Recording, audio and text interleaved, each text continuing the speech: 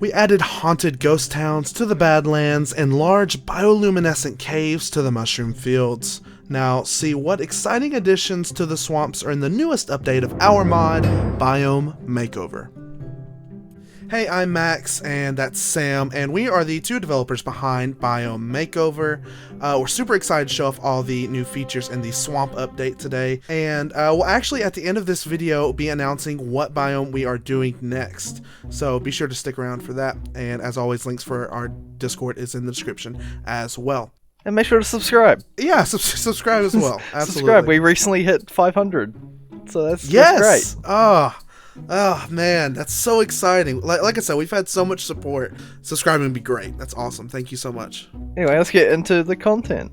First things first, when you notice vanilla swamps, they've got those really fake willow trees. Yeah, I think that was the first thing I changed in the game. They're basically just different shaped oak trees. It's sort of like a half-done feature. They're meant to be willow trees, that's why they have the vines hanging down in sort of that shape. But we thought we should add actual willow trees, introduce a new wood type for extra building, and it honestly, like, the ambience increased so much more when we did that. So these trees, they're a bit more chaotic than any of the other vanilla trees, which is good. It makes them look overgrown and stuff. And we added these new types of vines called the willowing vines, which hang down from the blocks. You can place them where you want. And they even dangle into water, so they can be waterlogged. Yeah, they can be harvested and put on the underside of any leaf block. I love it when the tip of the branches go down into the edge of the water like that. It looks so good. It's such a little thing, and you don't even notice it really, but it looks so good. If it didn't waterlog, it would look so chaotic and bad. And as you can see on the item texture there, where it's bright green, the color changes per biome, so you can put them in your normal forests and your jungles and stuff, and they'll fit in there and they'll look great. Yeah, absolutely. Along that same thing, we did kind of altering a vanilla thing and biome color is with lily pads. Lily pads and vanilla are just one flat color. They don't change depending on the biome, unlike most of the other grass and foliage in the game. However, on the back end of Minecraft, they're set up to do that.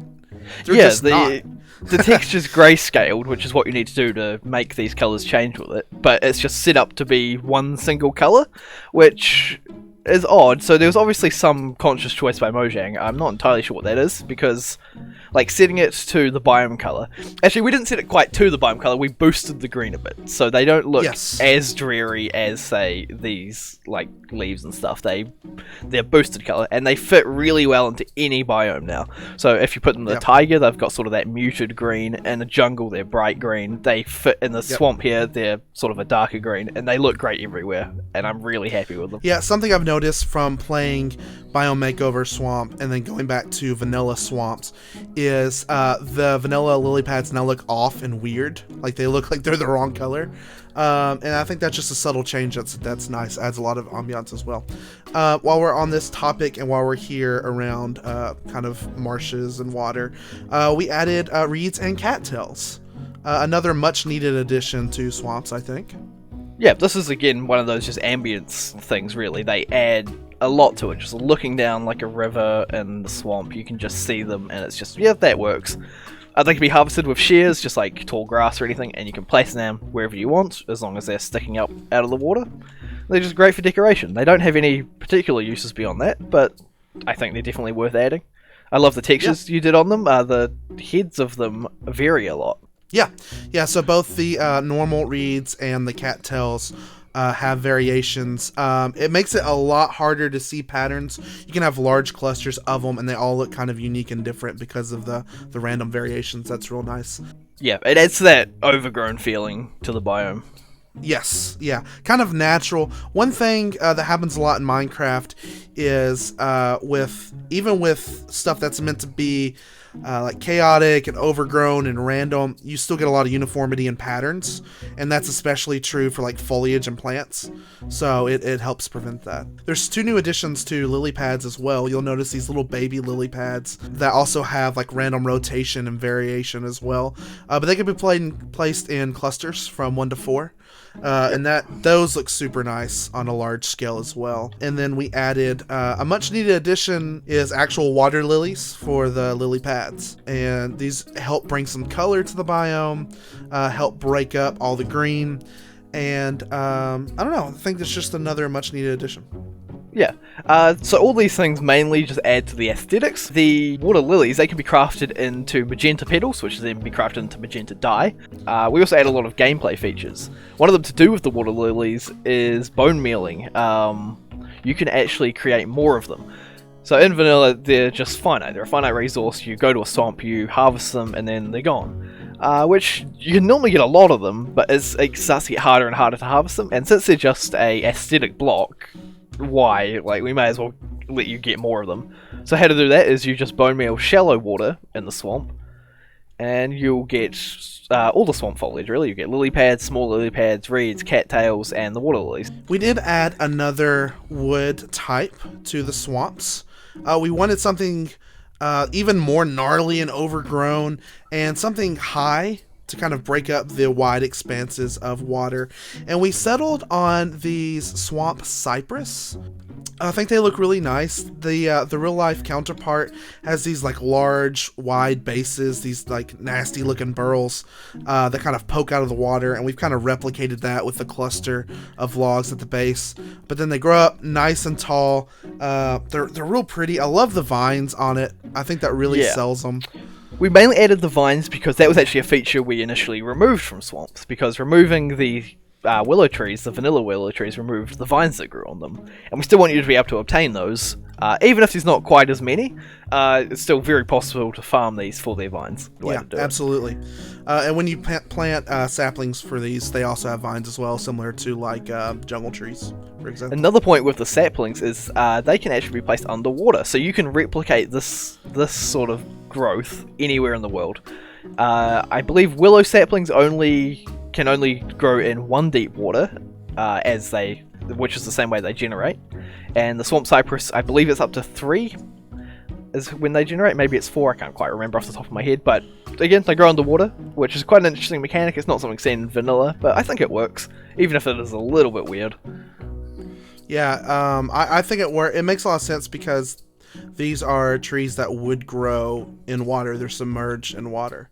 Exactly. So even if they would normally break off saplings in water, I think this is a much needed feature. Especially, again, like you said, if you're trying to replicate how they generate. For me, it'd be super frustrating as a player to have to build a fake dirt platform and then grow this and then place logs on the underside to try to mimic what should just naturally happen when the tree grows. Exactly. So why don't you talk about the texture on them, because that's quite interesting. Yeah, sure. So you might have noticed on the willow trees, the wood at least, is kind of the same texture that basically every vanilla log uses. The only exceptions to this is birch has its own unique texture, jungle sideways, and then the fungi from the nether. But every other bark texture is basically the exact same, just recolored.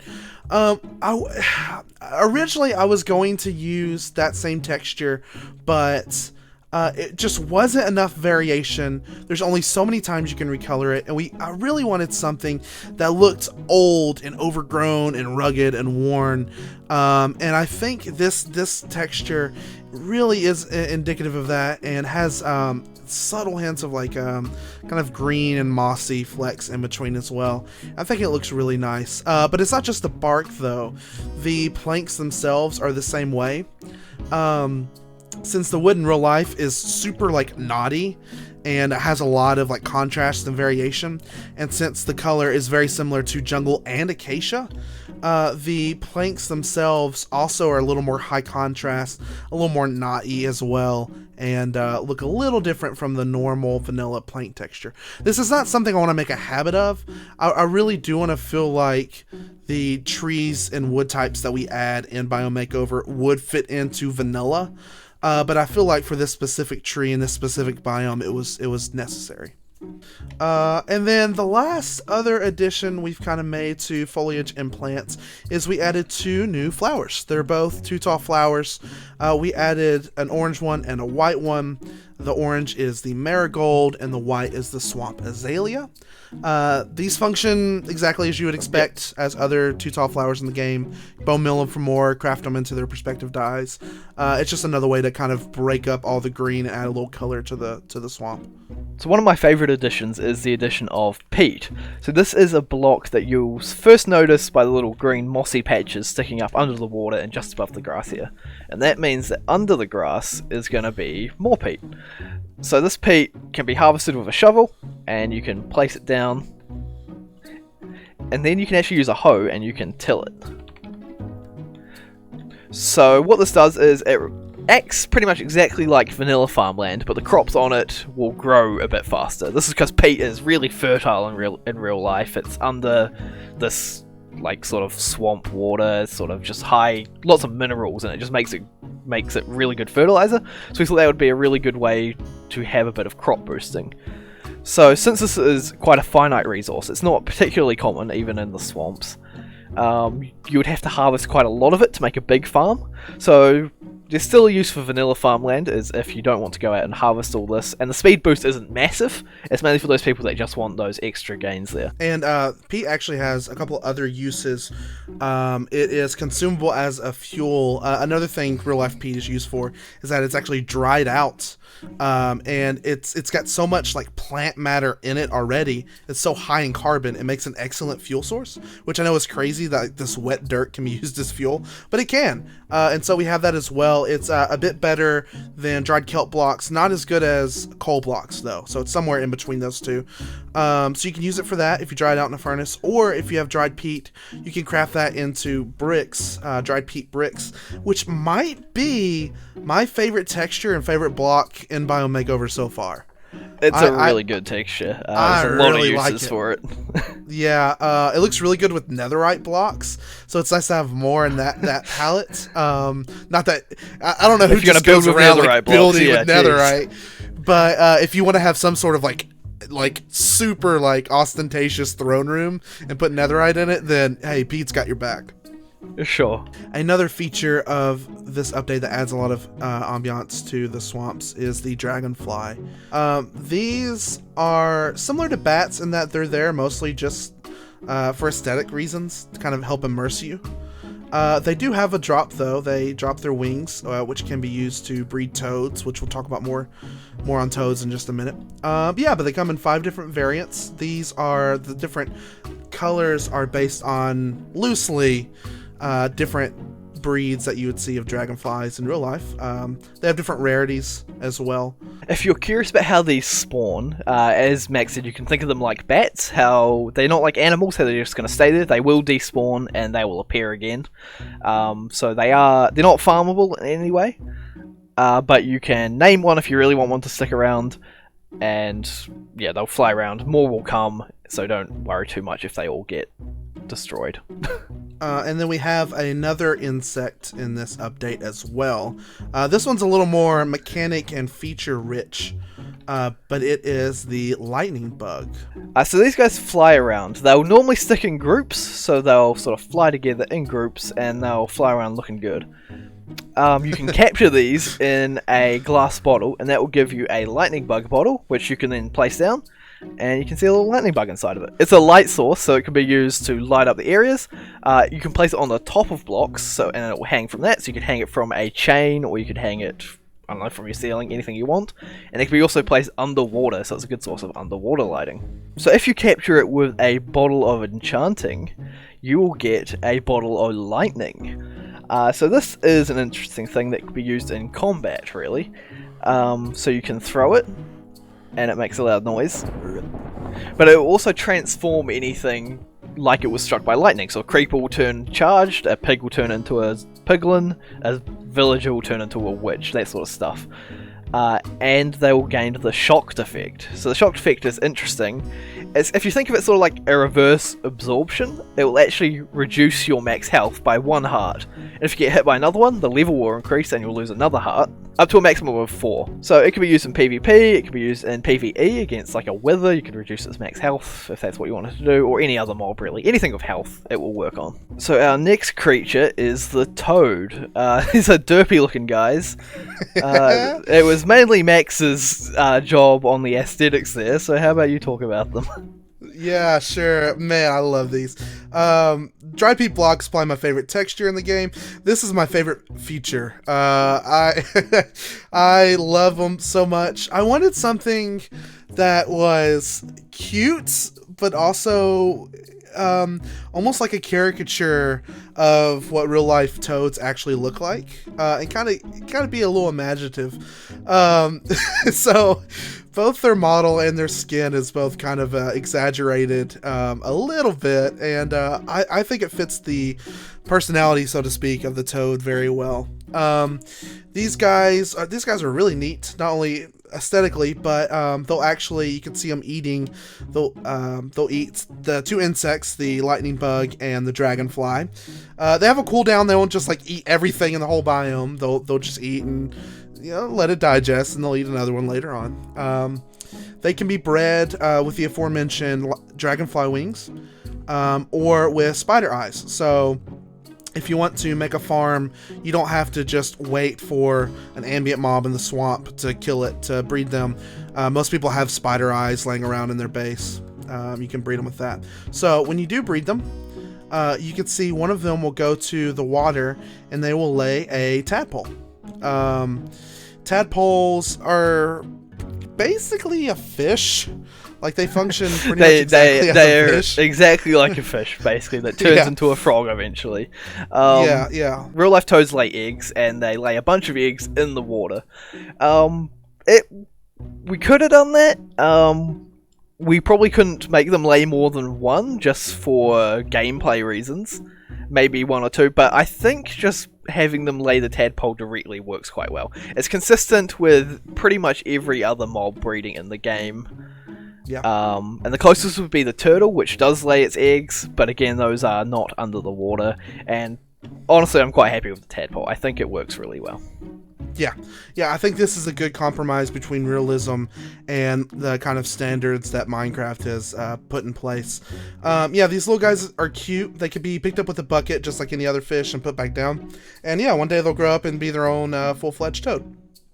Toads will drop 2 things when killed, or can drop 2 things when killed.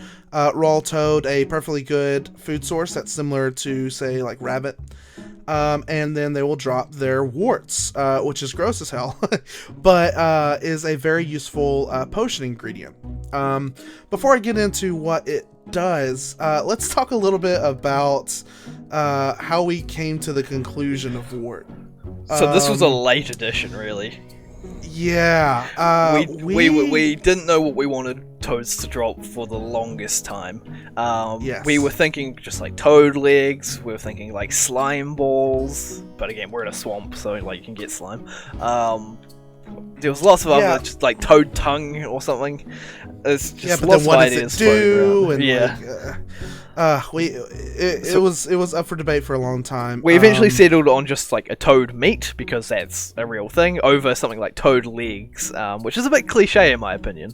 Let's get something a bit weirder out there. So yeah, just toad legs and the warts.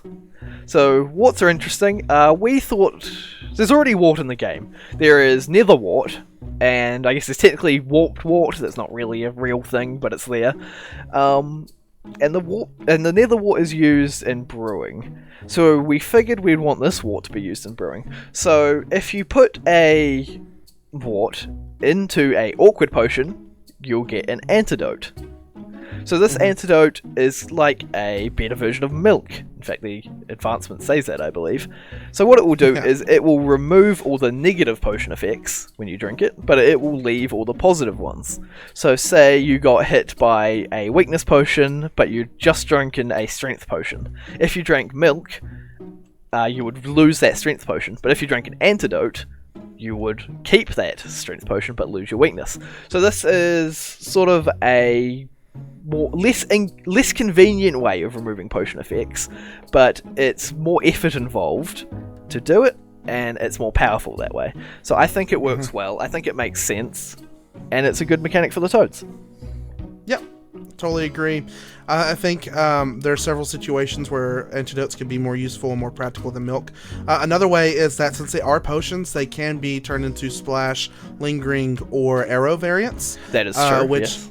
gives it another leg up on milk. You can't splash a bucket of milk on somebody or have a puddle of milk that you stand in to get rid of your effects. So another little minor thing we added with the antidote was we allowed witches to drink them.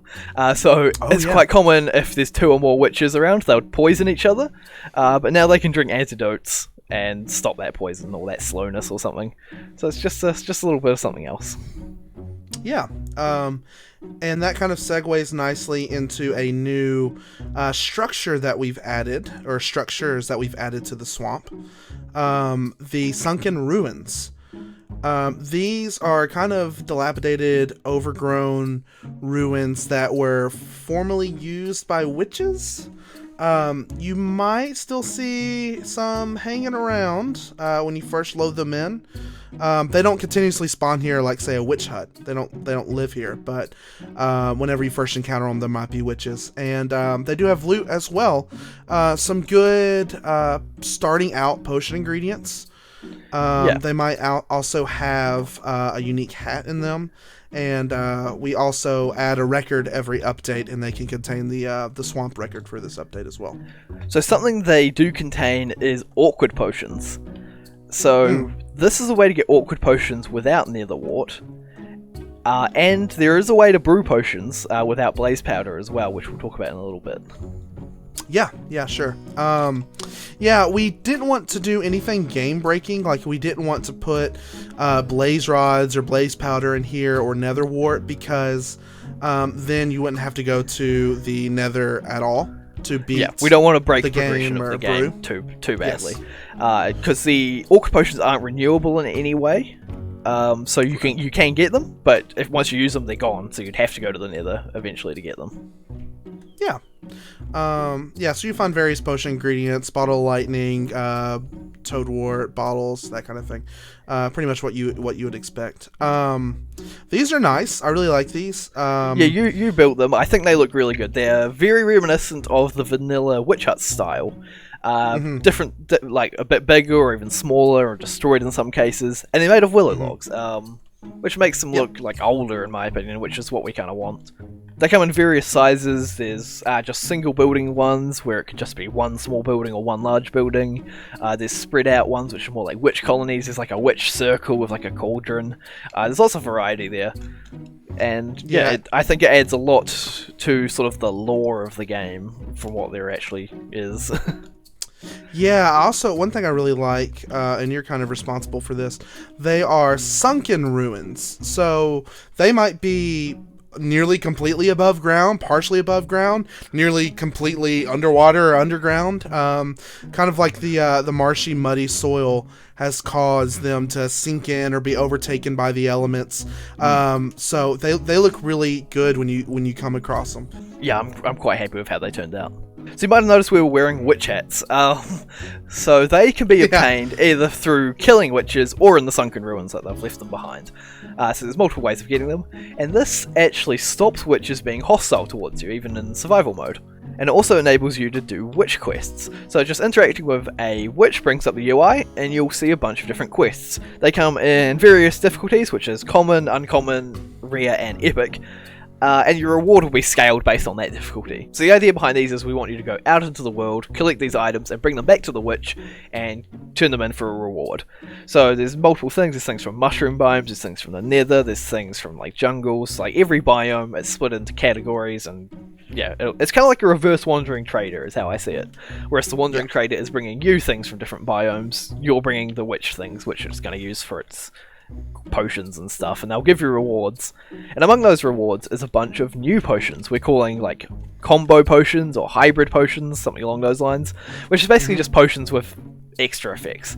So there's lots of fun ones in there, and we allowed those to be a little bit more overpowered than, say, a standard potion. So this is because they're not renewable, you can't create them yourself, and there's an element of randomness in actually getting them. You have to have the sort of the better quests to have a chance at getting them, and they allow you to just do some extra things. There's a cool one that gives you Dolphin's Grace and water breathing, so that's like one where you're going on a long trip, you might not want to take a boat because it's Dolphin's Grace is a lot faster, so you drink this potion and you've got about 2 minutes to get wherever you want with this Dolphin's Grace. It's a really good one. There's one, I think it's called Liquid Bread, which gives you a bunch of saturation and a bunch of absorption hearts. Reminds me of the, what's it called, Limnus Bread from Lord of the Rings or something like that. Yeah, something like that. We try to add ones with effects or like different strengths that you wouldn't be able to get otherwise, and we try to add ones that kind of fit every playstyle. There's ones that you'd use in PvE, there's ones that you might use underground when you're caving, there's ones you might use when you're just adventuring. So it's really worthwhile for pretty much any player. Any player's pretty much incentivized to do these quests. At the very least, you get a good amount of other potion ingredients and things. Yeah, they can give you potion ingredients, they can give you just some like junk, they can give you potions, just normal potions, these hybrid potions, and one of the things they can give you is soul embers, which is quite an interesting item. It looks a lot like blaze powder, which is on purpose. You can actually use this in the brewing stand to fuel it, so this is an alternate source to fuel your brewing stand rather than having to go into the nether. This doesn't break any progression because you can't use these soul embers to craft ender eyes, so you can't get to the end any quicker, and it's not renewable, you can't craft this yourself. Yeah, and another cool but minor feature of these soul embers is that they can be used in place of soul sand or soul soil for the soul campfire and the, what are they called, the blue torches, the soul torch. Yeah. So that is an alternative to that as well, which isn't game breaking to have another way to craft a light source. So no, I think the idea behind these is sort of the witch has more magic than you do, and they have things that you can't create, such as these soul embers. I think that, I mean, they're witch by occupation. It's no different than villagers being able to make horse armor or bells or whatnot. So we did add one hostile mob to the game. It's in the same family as a drowned or maybe a zombie, and they are the decayed. The thought process behind these is that they were once adventurers, adventuring through swamps that were killed and maybe even partially digested by slime, and their sticky, gross, slimy exterior had caused all the plants and debris that you would find in a swamp to stick to them, and they're now reminiscent of, say, a swamp monster. Because of their time and exposure to the elements in the acidic nature of slimes, their equipment has a curse on it, which it's not really curse, but it's just a negative enchantment. So it's in game, it's functionally a curse, but is the curse of decay. The curse of decay functions almost like a reverse unbreaking. Where anytime your equipment would take damage, it takes additional damage, and it goes up to level 5, so it could cause anything with that curse to break pretty rapidly. And since the decayed have equipment on them more than other like zombie or drowned variants, you might get some good stuff off of them, but it's going to be at a cost. Yeah, I really like these guys. They use a shield. They're the only mob that uses a shield, which is something I did. Yes. So they will block your attacks just like a player would block your attacks. You can hit them from the back, something like that. You can also break their shield. That's different from a normal player. The shield has a much less health on it. You can break it off. I think it's a really cool mechanic because like adventurers have shields and they can block with a shield. It's just kind of cool. Exactly. They spawn in dark waters. similar to a drowned. They're also much quicker underwater. There's nothing more terrifying than it being dusk and you see in the distance a bunch of like purple glints, and a couple of those are baby sized and they're just charging right at you, and you're like, oh no, yeah, I gotta get out of here. The main difference between these guys and drowned is that they will track you above water. They will come to the surface and they will come on the surface and they will attack you. But drowned tend to stay in the water. These guys will come out. Mm-hmm. Yeah, they're basically amphibious zombies. Yeah, so it's like a frog zombie. Yeah, they have gills. Canonically, they do not have gills. Canonically, they don't. But they have gills. Sure. Yeah, they have a small chance to drop slime because they have a small chance to be slimy. Yeah, right, so. and just like rotten flesh. The main draw is their equipment more than anything. Yeah.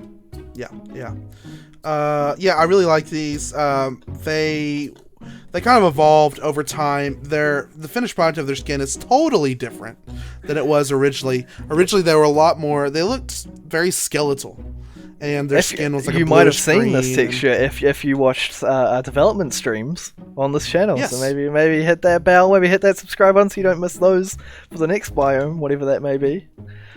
Yeah, we do development streams, texturing streams, that kind of thing. So you can actually kind of, if you're enjoying this, if you're still watching this, then you might like the much more elongated and kind of the development process and our thoughts as they happen live, which we do on this channel from time to time. So. I really like the finished product of these guys. I think they fit well into the biome. I think they can be a threat and they can be scary.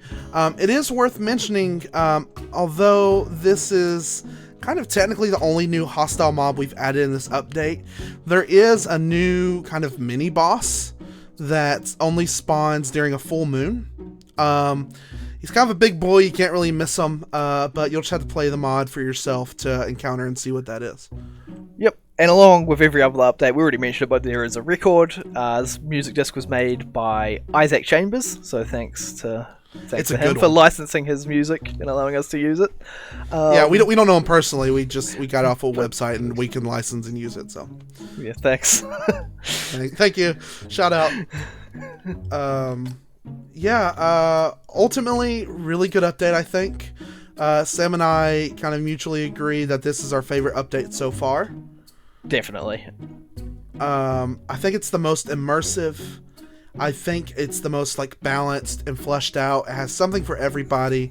It's the first update, I think, where you kind of walk into the biome and you're like, whoa, hang on. This is way different. This is, whereas the others, you might be in it for a little bit and you're like, oh, hang on, this is a different type of mushroom. Or, oh, hang on, there's bones on the ground, that kind of thing. So it's great. I really do like this update. I'm really proud of it. And I hope you all enjoy it as well, because if not, I will be sad. Yeah, we'll both be sad. So without further ado, we're excited to announce the next biome we'll be working on for Biome Makeover is the Dark Forest. Yeah, so this is an interesting biome. Not a lot of people suggested that or wanted this as the next one, but you can't always get what you want. But this is a biome we've been talking about for a while, because it's interesting. It's a really... we keep saying atmospheric in this video, but it is truly an atmospheric biome. A lot of time people just jump over the top of them, but if you actually go into it, it's dark, it's gloomy, you can get lost in them. They have the mansions, which are a very half fleshed out feature in my opinion. I think we'll definitely be touching upon them. They're a little antiquated. They feel like they're new, but they've actually been around several years. Yeah, and they're kind of just bad. They've got bad loot. I don't like the generation. We'll talk about that later on, but there's a lot. We've got some ideas for Dark Forest that you probably wouldn't be expecting. Yeah, Dark Forest, it has a lot of potential and a lot of jumping off points, which is, I think, what we kind of look for what biomes we want to kind of prioritize. So there's a lot there that we can do that is not necessarily fleshed out completely within the base vanilla game. So I'm super excited to start on it. We hope you've enjoyed this update. Be sure to join our Discord to talk to the other folks who enjoy this mod, to see our sneak previews of future updates and the like. Join our streams, subscribe and hit the bell if you want to be sure not to miss those. We are both busy people. We don't have a stream schedule per se, so hitting the bell allows you to not be sure you don't miss a stream or don't miss a video. So thank you again for all your support. Thank you for the 500 subs. That's amazing. Yeah, and please do let us know what you think of the mod. If you're playing with the mod, send us screenshots in our Discord. We love seeing what people have done with them. I would love nothing more than to see your screenshots and your thoughts of this, your builds with these materials and these blocks. Totally drop those in our Discord. Same with the other updates. We don't have a whole lot of. There's a lot of people who've downloaded the mod, but not a lot of screenshots sent our way. We want to see more. We do really want to see them. Yeah. I'm very genuinely interested. Nothing makes me happier than seeing that. So, again, thanks so much. Sam, anything else you want to add? No, yeah, thanks everyone for the support. It's been great. So far, the reception on the update has been amazing. Yep. Thanks everybody, and I guess we'll see you next time. Hell yeah. Bye.